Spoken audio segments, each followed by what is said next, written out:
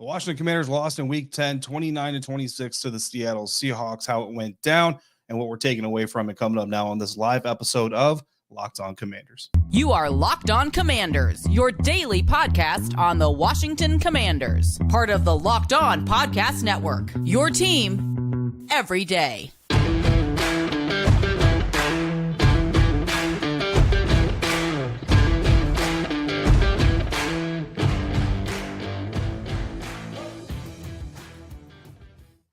And welcome into this live post-game episode of Locked On Commanders, your daily podcast covering the Washington Commanders, part of the Locked On Podcast Network, your team every day. Thanks so much for making Locked On Commanders your first listen of the day every day. And don't forget that you can subscribe for free on YouTube or wherever you're getting your podcasts. And you can continue this conversation with me by becoming a Locked On Commanders Insider. Join the Locked On Commanders Insider program. You get news, inside scoops, text during games. You get to tell me what you're thinking during games, practices, press conferences, all of it delivered directly to your phone. No sifting through hashtags or timelines or anything else. Just you and me going one-on-one via text message. Go beyond the show and become an insider. Also get in on our weekly, what's going to become our weekly Command Huddle exclusive mailbag episode. Bonus episodes dropping on Saturday. All the insiders that responded and told me what they thought, they all liked it.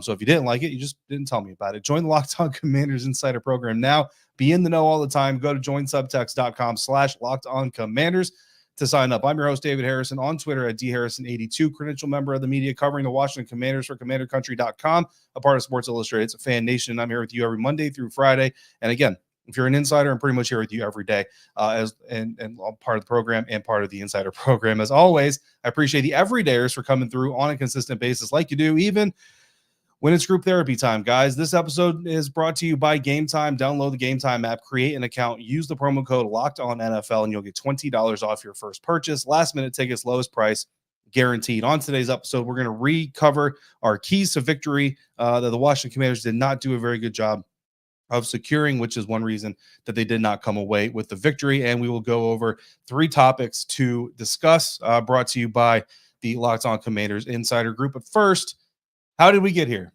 It's 29-26. The Washington Commanders fall to the Seattle Seahawks. Washington Commanders are now 4-6. The Seattle Seahawks are now 6-3. And in the NFC playoff picture, the Washington Commanders fall to 9th place. They were in 8th place. And, living in the land of what if or what could have been, the Washington Commanders would have still been in 8th place if they beat the Seattle Seahawks, but they would have been in a position to take over the 7th seed relatively soon, whether it be next week against the New York Giants if the chips all fell, or if they could be competitive against the Dallas Cowboys, who just boat raced the New York Giants in Week 10. I think that final score 49-17. The Dallas Cowboys laid it on the New York Giants. So, look, that's the position the Washington Commanders could have been in, 5-5, back of 500 and not feeling great, but, certainly could have been in a fighting position. Now you're 4-6, 9th seed. The Tampa Bay Buccaneers move up to the 8th seed. And now you've got to regain that position from the Buccaneers, which, look, the Tampa Bay Buccaneers face the 49ers next week. That's not going to be an easy game for them to try to win. The Washington Commanders face the New York Giants. We already know that's not going to be an easy game for the Commanders, even though it probably should be, because they're going to play down to the New York Giants, and it's going to be a nail-biter. But if they get that win, then potentially back in 7th, and, the race is still ongoing. But it's hard to really have a lot of confidence that that's going to happen after what happened in Week 10 and what has happened at other points throughout the season, right? Looking at the offense, quarterback Sam Howell completed 29 of 44 passes, 312 yards, 3 touchdowns, a 109.3 quarterback rating. Really, outside of yards, he out-quarterbacked Geno Smith on the other side of this thing. Brian Robinson, 8 carries, led the team in carries, which is obviously not enough. 38 yards rushing, 4.8 yard average. 15 was his long for the day. Brian Robinson also led the team in receiving, 6 targets, 6 catches, 119 yards, and a touchdown. 51 yards was his long of the day, and that was the touchdown. The touchdown opened up the scoring. The Washington Commanders opened up with the lead and had the lead for a good amount of time, at least, but eventually, ended up coming up short. Sam Howell, second leading rusher on the team, 2 carries, 17 yards, 8.5 yards per carry. Of course, he also had the fumble that he lost. That was big for a certain aspect, but not big because the Seahawks weren't able to get points off of it. Antonio Gibson had 4 carries, 13 yards, 3.3 yards per carry. Also, the second leading receiver on the team. This was definitely a running back heavy game, which we kind of expected when we talked about it earlier in the week. Antonio Gibson also got 6 targets. He came up with 5 catches, 42 yards total, had a touchdown, 19 yards was his long. The third touchdown pass went to De'Ami Brown, his first touchdown of the season, 2 catches on the day, 41 yards. And of course, the touchdown was a 35-yarder.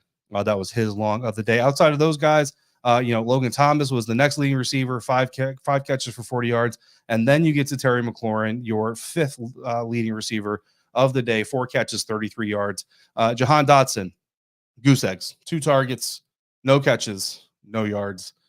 So not continuing the impressive days that he's had the last couple of weeks. Certainly not on pace anymore. If you remember our conversation this last week about Jahan specifically, was on pace if he continued his last couple of weeks production to still eclipse the 1,000-yard mark. Certainly not on pace to do that anymore. What did I like from the offense? I think you have to come away liking Sam Howell for most of what he did. Did end up getting sacked 3 times total. I think actually 3 times total by the Seattle Seahawks. But for the most part, decisions were good. There was one kind of risky throw, but it was kind of, games on the line. You got to make a play. You can't just, sit back there and be super conservative. So you don't necessarily hate that. Obviously, I love the performance by Brian Robinson. We'll talk about that here a little bit more. And those are some really good things from the Washington Commanders offense. The offensive line continues to look like a better unit than the one that we saw previous to Tyler Larson and Chris Paul being inserted into the starting lineup. And I'm going to be honest with you, we're kind of premature on this, but even when Sadiq Charles comes back from his injury, I think Chris Paul is your starting left guard. I don't think Sadiq Charles is getting back in that lineup. I could be wrong. We'll see what the coaching staff decides to do. But that is the vibe that I get. And I know I'm not necessarily alone on that. So that's what I liked from the offense. What didn't I like from the offense? Stop me if you're heard this before, but not enough B-Rob. Right. Too many times they kind of went away from Brian Robinson, went away from the run game, and just try to push the ball down the field. And I get you want to push the ball down the field, but the old adage, just take what the defense is giving you. And if the defense is not willing to give you the deep stuff, which Seattle Seahawks, just from the television broadcast, looked very determined to not give up the deep stuff to a receiver, take the underneath, take the swings, take the swing passes, take the flats, take the draws, take whatever you need to get. Just to get some yards and to move the ball forward.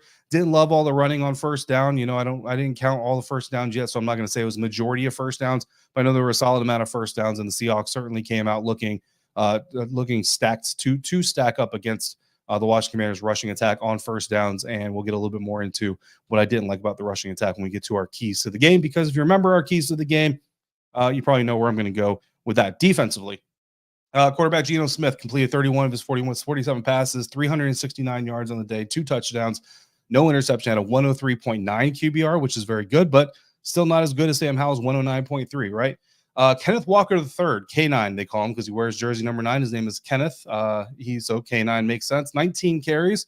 That'd be nice. 63 yards on the ground, 3.3 yards per carry, but he also added 1 catch for 64 yards. Giving him 127 yards total offense and a touchdown. DK Metcalf led the way receiving, 7 catches on 12 targets, 98 yards. Tyler Lockett, 8 catches on 10 targets, 92 yards and a touchdown.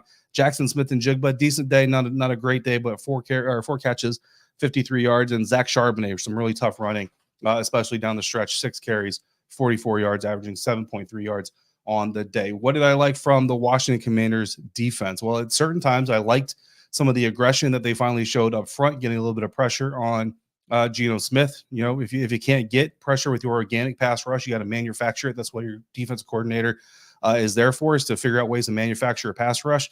And they started doing that, at certain spots in the game. Wasn't consistent enough necessarily in my book, but, it did show up at times. It showed up at times last week. I mentioned that against the New England Patriots, and hopefully it's going to be something that we continue to see, but we'll have to see moving forward what Jack Del Rio decides to do with his defense. What I didn't like, well, there's a lot to not like, but mainly the explosive plays. And we're going to talk about that here in just a minute, coming up on today's episode of Locked On Commanders, part of Locked On Podcast Network, your team every day.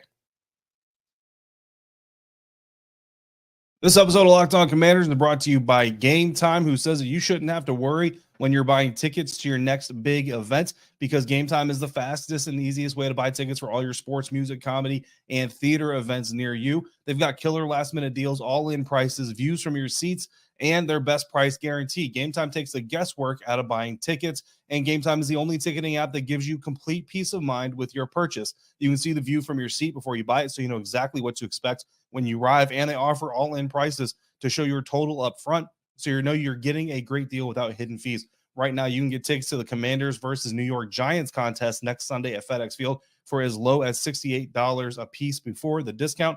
Buy tickets in seconds with 2 taps. Game Time has deals on tickets right up to the start of the event and even an hour after it starts. It's a place to find last-minute seats, and the Game Time guarantees means you'll always be getting the best price. Take the guesswork out of buying tickets with Game Time.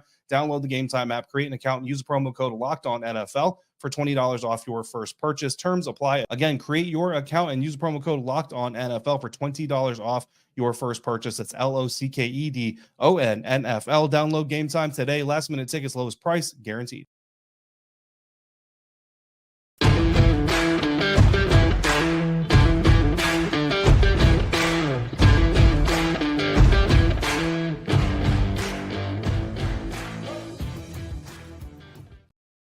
Thanks again for being a Locked On Commanders, your first listen or your first view today and every day. Every day is again. Appreciate you coming through on a regular basis like you do. Locked On is kicking up our coverage this football season. Locked On NFL Kickoff Live every Friday at 2 p.m. Eastern. We're going live on every Locked On YouTube channel with 3 hosts that are going to break down most games of your schedule, your fantasy lineups, your betting angles, and more. I don't think they recommended playing Sam Howell in your fantasy league, but he is the 6th highest scoring fantasy player on Yahoo Football anyway, and was very successful in fantasy land in week 10 as well. So I'll just go ahead and add that in for them. Get in-depth local analysis from our stable of NFL hosts across the country who know these teams better than anyone else. Find Locked On NFL Kickoff Live every Friday at 2 p.m. Eastern or on any Locked On NFL YouTube channel. Real quick, we're going to hit the live chat before we move into our second segment. David Stevens mentioning he's frustrated with how the Washington Commanders play. Just wish they could have locked it down a little bit better in the back end. And Prince coming through saying that Seattle has always been a tough team for Washington to play, and unfortunately was there in January of 2008 to watch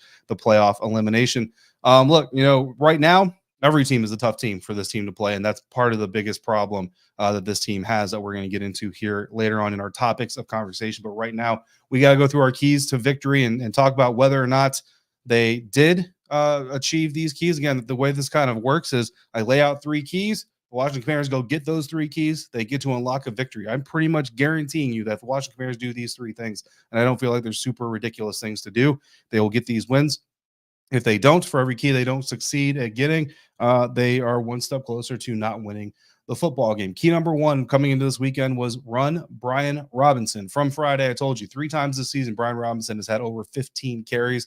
Washington won all 3 of those games, and all 3 of those games had different game flows, different scenarios, different contextual factors into Brian Robinson getting those 15 games or 15 touches. So these weren't games that the Commanders were running away with and just bleeding the clock, and that's why B-Rob got the 15 touches. They were all different. They were all successful. The Seahawks run defense has proven vulnerable, especially to one side of the line, if you remember me talking about that. Here's the breakdown.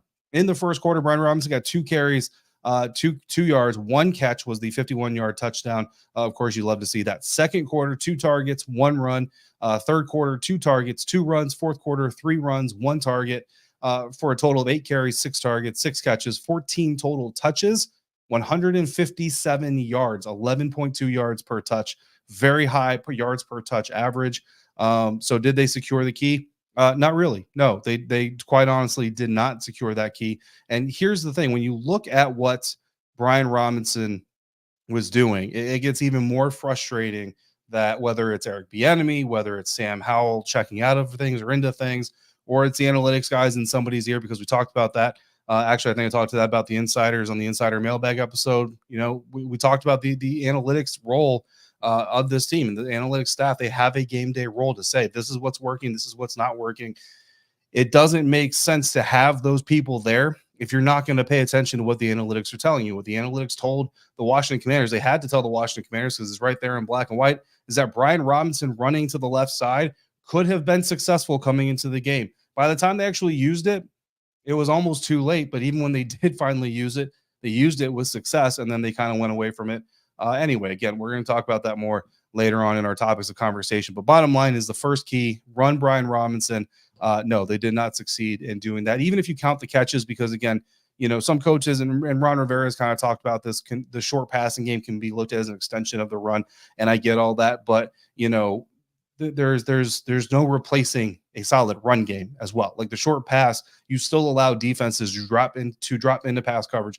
You still allow defenses to pin their ears back with their pass rushers and get home or try to get home. You don't force them to understand that there could be somebody running past them as they're trying to rush the quarterback. You don't make them take their foot off the throttle just a little bit. That is the value of the run game outside of the short pass being an extension of the run game. It's an extension of, it's not replacing it. So if you got a 2-foot, if you look at it as like an extension of a tree branch, if you got a 2-foot branch, you put a 5-foot extension on it, it's 7 feet. But if you got a 7-foot branch and a 5-foot extension, well, now it's longer, now it's stronger, now it's better. Same thing goes with the run game. It can be an extension of the run game, fine, but it doesn't replace the run game. And too many times this season, we see Eric Bieniemy, Sam Howell, whoever it is, the Washington Commanders turn the short pass game into a substitute, not an extension of the run game. So no, the Washington Commanders did not secure that key. Even if you want to count the short targets as extensions, B-Rob gets 14 touches. So we talked about 15 touches. No, they did not secure key number one. So key number one, not secured. Key number two,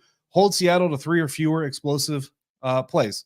From Friday, in 2 of Seattle's 3 losses this season, they completed no more than 3 explosive plays in those games and are 3-1 when they get 3 or more than 3. The Seattle Seahawks are 3-1 this season when they get 4 or more explosive plays against a defense. Well, this team got 4 explosive plays in the first half against the Washington Commanders defense. And this is something that, we spoke to Jack Del Rio about earlier in the week. The first explosive play came in the first quarter. It was a 3rd and 6 at the Seattle 39, a 20-yard pass catch and run. Jackson Smith and Jigba goes to the Washington 41. That's a field goal drive. The second one came in the second quarter, 3rd and 4 at the Seattle 37, 13-yard scramble by Geno Smith to the 50-yard line. Same drive, second quarter, 2nd and 3 now, Washington 43. Kenneth Walker, the third, runs for 13 yards to the Washington 30. That's another field goal drive. Fourth quarter, a run by Zach Charbonnet of 12 yards to the Washington 33 on 2nd and 4. Now that ends in the Seattle Seahawks end in field goal range, but at halftime because of their own mistakes. So the Seattle Seahawks essentially give the Commanders back that explosive. Those are the 4 first half explosives. Fifth one, third quarter, 1st and 10, Seattle 36, a pass to Kenneth Walker to third for a 64-yard touchdown. Obviously, the most explosive of all the explosives. 6th one, the fumble by Sam Howell, recovered by Seattle at their own 48. So Washington Commanders, you're about to have a first down. You're about to be in Seattle territory, but you give the ball away. That one actually ends in a punt. 7th one, 4th quarter, 1st and 10 at the Seattle 36, a 20-yard pass to Tyler Lockett that ends up at the Washington 44. That results in a touchdown drive. And the final one, 4th quarter, 2nd and 10 at the Seattle 48, a pass to DK Metcalf for 27 yards that helps set up the game-winning field goal. 8 explosive plays surrendered by the Washington Commanders, 7 of them on defense. 7 of those explosive plays, they came on 6 drives. Those 6 drives, where those 7 explosive plays survived or lived, produced 22 points for the Seattle Seahawks. That is the importance of explosive plays for or against a team. The Washington Commanders gave up not just more than 3, they gave up more than twice the minimum that they were allowed to give up in this game to try to win. And still, the offense, honestly, still gave them opportunity to win at the end, but they gave up another explosive drive, another explosive play in the final drive of the game to set up the Seattle Seahawks for a game-winning field goal. I mean, it's, the dots are not that hard to connect. So obviously, no, they did not secure that key. That's 2 of the 3 keys that they did not secure. Key number 3, sack Geno Smith 4 times or more. And I knew this was going to be kind of the most difficult one to really attain because of what the Washington Commanders have not been doing in the sack department this season, especially the last couple of weeks. Seattle coming into the game, Seattle's 3-4 since Geno Smith joined the team when he sacked 4 or more times. 6-9 all time Geno Smith is as a quarterback when he sacked 4 or more times. And 2 of the team's 3 losses this season came in games where Geno Smith was sacked at least 4 times. First sack of the game, only sack of the game came in third quarter. Jonathan Allen, it was a 0-yard sack, so not super sexy, but it was on a 3rd and 4, so it's a drive killer. Didn't dial up pressure really at all till the second half. Like I mentioned, I liked the pressure when it did get dialed up, but it didn't get dialed up soon enough. 217 yards Geno Smith got in the second half passing, had 152 in the first yard. So that shows you in the second half, Geno Smith much more comfortable getting those hits, getting those pressures, getting those sacks on the quarterback. That's how you keep a guy uncomfortable. So not only did they not secure the 3rd key in this game, they did not secure any keys in this game. Yet, again, Sam Howell and this offense actually had the Washington Commanders in position to potentially win this game, despite the fact that they didn't do any of the things that we outlined that they needed to do, could do, should do against the Seattle Seahawks. 3 topics of conversation. My insiders had a lot to talk about after this game. I took 3 of those topics. We're going to talk about them here to wrap up this episode of Locked On Commanders, part of Locked On Podcast Network, your team every day. This group therapy episode of Locked On Commanders brought to you by FanDuel. Score this NFL season with FanDuel, America's #1 sportsbook. Right now, new customers, you get $150 in bonus bets with any winning $5 money line bet. That's $150 if your team wins. We've got one game left to kick off this week, and that's Monday Night Football featuring the Denver Broncos visiting the Buffalo Bills, where the Bills are 7-point favorites. So if you think the Bills are going to pull that off, hit that money line bet with $5, and if they do, you'll win $150. If you've been thinking about joining FanDuel, there's no better time to get in on the action than now. The app is incredibly easy to use, and there's a wide range of betting options, including spreads, player props, over-unders, and more, including those money line bets. So visit FanDuel.com/lockedon and get your winning going this NFL season. FanDuel, official partner of the National Football League.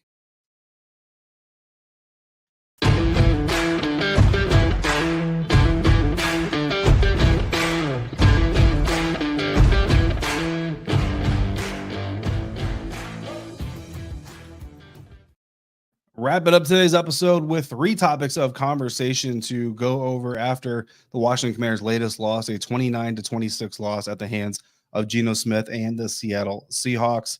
A couple of things. Let's see. Let's go through the live chat. Shane, even though you kind of censored it, brother, I can't put it up here, but why does the defense play so much better when we're losing, but messes things up? I'll say it that way when we're ahead. There's a mental aspect of the game that this team hasn't grasped. Yeah, I mean, look, I've kind of alluded to it previously in other episodes. This defense has no teeth. You know what I mean? And honestly, the offense doesn't have a lot of teeth either. And you know, you hear the analogies of all bark, no bite and all that stuff. That's kind of what I'm talking about. You know what I mean? And you know, look, I mean, I'm not going to sit here and say the pass rush got better without Chase Young and Montez Sweat. That's certainly not true. But I will say that when Chase and Montez were here, even with the sacks that they were helping produce, which is more than what anybody's produced since they left, this defense still lacked teeth. Like, this defense doesn't scare anybody. You know what I mean? There's nothing about this defense that you go into a matchup if you're the opposing team and say, man, that scares me. Now, you know that Jonathan Allen and Daron Payne are good players and potentially, you know, above average, you know, upper echelon defensive tackles, but they don't scare you because the bottom line is you can avoid them. You know what I'm saying? Like, if you're driving to the store and there's one road where you may not make it alive if you go down that road, but there's 20 other roads to go down, that road doesn't scare you because you just look at it and say, okay, I just want to go down that road. It's no big deal. That's exactly what teams are doing with Daron Payne and John Allen, because as long as you avoid them, they can't hurt you, right? So, you know, that's another one. Justin dropped a question about the defense. We're going to talk about that here in just a second. Yeah, Jack Del Rio, same thing. Deborah says they had the game and the defense had to step up and not let them get yards away for them to get that field goal. Yeah, I mean, again, you look at all the explosives, right? The defense gave up 7 explosives. They gave up 6 before that final drive. But still, because of what the offense was able to do, if you don't give up that explosive on that final drive, you may get this thing to overtime. You get this thing to overtime and you get the Commanders the ball. I mean, Sam Howell, you know, orchestrated 2 touchdown drives, right? Yeah, the last 2 drives of the game for the Washington Commanders offense were both touchdown drives. If you get this thing to overtime and Sam Howell and Eric Bieniemy get the ball back, I mean, I'm not saying they do, but they certainly could put together a touchdown drive. All right, so good stuff in the live chat. I appreciate all of you for coming through. Even if you're not here live, I appreciate you for coming through when you do, of course. But let's get to 3 topics of conversations. My insiders, after every game, I ask them, I need 3 topics of conversation for the end of the show. Drop them, drop your nominations to me, and we will talk about those. I love this so much because I actually had 3 insiders hit me up in the very beginning of the game saying, for the post-game show, one of the topics of conversation I would like, did the Emmanuel Forbes hit warrant an ejection? And I'm really glad that you guys, those of you who nominated that, did as early as you did. I went ahead and actually plugged it in during the game and said, you know what, we're going to do that, because by now, a lot of people have already forgotten about that, and it's not something that we would have talked about otherwise. Here's what I'm going to say about it. I don't believe that it did, right? I think that hits that should warrant, this is professional, right? In college, I get it, like crown of the head, head-to-head contact, all that stuff, like boom, no exceptions. That's not the rule. 0 tolerance, right? 0 tolerance. I get it. In the professional realm, though, I think you got to be a little bit more case by case, and that's dangerous because it opens the door to subjection and all that stuff. But the bottom line is, I look at the Emmanuel Forbes hit, and I don't see any malice. I don't see any ill intent there, right? I see a guy trying to make a play. He comes in too high. Could he have avoided it? Absolutely. Should he have avoided it? Absolutely. But I don't think there's any menace to it. You look at the Kareem Jackson hit in week 2 against Logan Thomas. That dude came in trying to do damage. Like, that was his intent. You know what I mean? I'm not going to go as far as to say like he wanted to knock Logan Thomas out of the game, but he basically said, How can I hit this dude the worst to make the biggest play and to damage him the most in the play? Emmanuel Forbes was just trying to make a play. He's just a young kid trying to make a play. The reason I think they kicked him out is because he did have time to pull up and he didn't. He did have time to go lower and he didn't. He did have time to change direction and he didn't. I think that's why the NFL kicked him out. I will say this though. If the NFL, and I've noticed as I had a conversation with a couple of insiders throughout the game, because we had a disagreement and they wanted to talk about it, so we talked about it.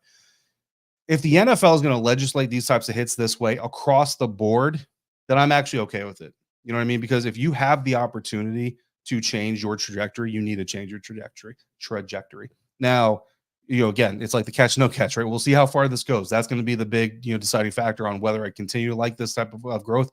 But I will say this, I had one insider who was like, bro, like week 2 was terrible. They didn't kick Kareem Jackson. Now all of a sudden, week 10, they're kicking out Emmanuel Forbes. I will tell you that from week 2 to week 10, and Dean Blandino said this on the broadcast as well, the NFL has been doing this. The NFL has been adjusting and saying, you know what, we're not going to wait till the offseason to add new rules. We're just going to do it in season now. And I think that's very important because of what you're talking about dealing with here. So this is actually in line with some other ejections I've seen in other games.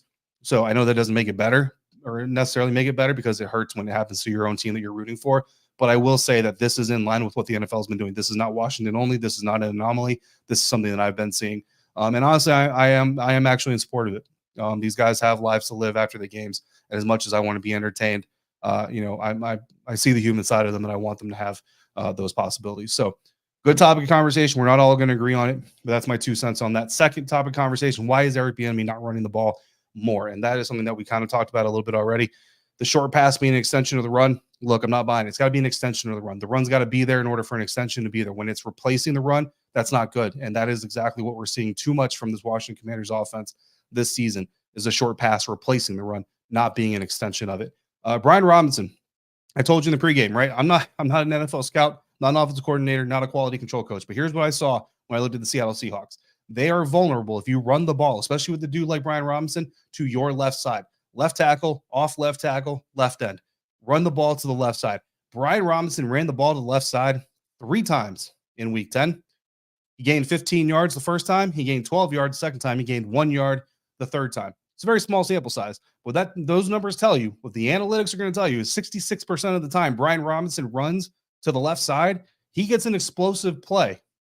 Those are what you want. It took till the fourth quarter for the Washington Commanders to test the left side of that offensive line, right side of the defense. I don't know why. It's inexplicable to me, but it happened. Why is Eric Bieniemy not running the ball more? I really think it's that they think these short passes are extensions of the run game, and I think it's gotten to the point where they're not extensions; they're literally replacing the run game with these short passes. That's why I think they're not running the ball more. And until they realize that, it's not going to change, except for a one-off, right? The New England Patriots, B. Rob gets 18 carries. It's a one-off at this point, and it's not enough. It's just not enough. Third topic of conversation, and I got this a lot from different people. I mean, I see it in the chat as well. I see it in the live chat just as much. Is this enough? Is enough finally with the defense? Is this enough for Jack Del Rio? Is it enough for the defense? I'm gonna be honest with you guys. It is. It's enough. It's over. You know what I mean? Like, I hate to say that mid-November, but it's not getting better. And you got a defensive coordinator that's got a ton of experience. And you got a head coach that's a defensive coach. There is no reason this team's weakness should be defense. Like, if your head coach, like you talk about identity, if your head coach is a defensive coach, you're supposed to live on your defense. Unless you have a head coach that's a defensive coach, but he comes in and becomes like this offensive guru. You know what I'm saying? That kind of happens. That's why honestly, some people like special teams coaches like John Harbaugh with the Baltimore Ravens. He's a special teams guy, so he doesn't really have one side or the other, identity. So you can kind of see the Ravens lean on their defense, but they try to bulk up the offense, but they kind of lean on whatever they need to lean on from a week-to-week basis, even though they lost this week to the Cleveland Browns. This defense is not moving forward. This defense is moving backwards. You know what I mean? And this defense has had way too many first-round picks dedicated to it, second-round picks dedicated to it, money dedicated to it. Like, there have been so many more resources poured into this defense compared to this offense that the fact that this offense has to put up at least 25 points a game to have a chance at winning and they're still not winning because your defense is faltering. Like, think about this. Even without Chase Young and Montez Sweat, this defense has 4 first-rounders on it. 4 first-rounders. And that's after you traded 2 of them away. That's ridiculous. That is absolutely ridiculous for that unit to be the weakness of this team. So, yes, enough is enough. I don't think Jack Del Rio is getting fired tomorrow. I don't think it's going to happen. And honestly, even if he did, it's not going to get better. So when I say enough is enough, it means that this offseason, there's got to be changes. There has to absolutely be changes. And I've been this way before with other coaches where I've said, I'm not necessarily calling for a man's job because I'm not there to evaluate his job standing. But what I will tell you is that this needs to be changed. And so whether it's Jack Del Rio changing the way he uses these pieces or the person that uses these pieces changing, something has got to change. And it's got to start changing against the New York Giants. Like, it's already kind of changed a little bit. Jack has been getting a little bit more aggressive the last couple of weeks.